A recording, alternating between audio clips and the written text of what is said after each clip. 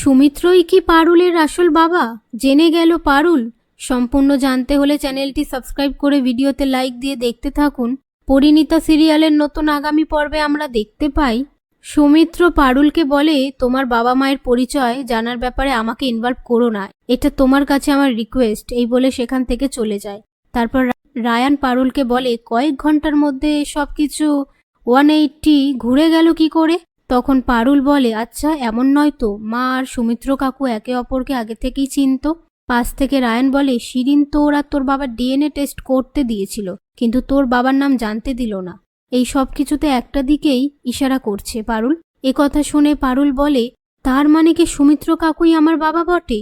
তো বন্ধুরা, আপনাদের কি মনে হয়, সৌমিত্র যে পারুলের আসল বাবা জেনে যাওয়ার পর সৌমিত্র কি নিজে সেটা স্বীকার করবে? কমেন্ট বক্সে লিখে জানান। ভিডিওটি ভালো লাগলে শেয়ার করবেন।